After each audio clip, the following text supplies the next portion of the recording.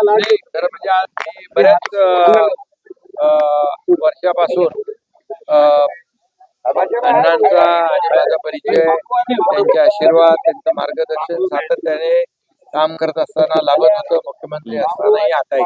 आणि बरेच वेळा आमची फोनवर देखील चर्चा व्हायची, परंतु प्रत्यक्ष भेटण्याचा योग जो आहे तो आज आला. आणि म्हणून अण्णांच्या तब्येतीची देखील विचारपूस झाली. अण्णा आता या वयात देखील बघा या ठिकाणी समाजाला आपण देणं लागतो या भावनेतून काम करतात. आज या ठिकाणी बांबूची लागवड अण्णांच्या शुभ हस्ते झाली. आणि पाशाबाई आपले कुठे गेले पाशा पटेल हे बांबू लागवड जी आहे याला प्राधान्य आपल्या सरकारने दिले. खरं म्हणजे बांबू हा पूर्वी दुर्लक्षित होता.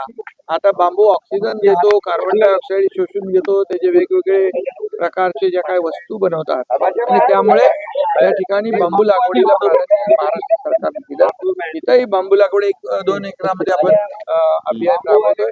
आणि अण्णांनी जे जलसंधारण विभागामध्ये जलसंधारणामध्ये जे काम केलंय ते सर्वश्रुत आहे. आणि म्हणून त्यांची इच्छा की जलसंधारणचं जे काम झालंय त्याच्या दोन्ही दुतर्फा देखील बांबूची लागवड झाली पाहिजे. आणि अण्णांच्या कामाविषयी मी काय बोलणार, मी अगदी छोटा कार्यकर्ता आहे, परंतु त्यांनी या महाराष्ट्राला देशाला जे काही मार्गदर्शन वेळोवेळी केलेलं आहे त्याबद्दल आम्ही सगळे त्यांचे ऋणी आहोत. आणि आताच मला इथं एक प्राथमिक आरोग्य केंद्र आहे पण ते सुरू नाही.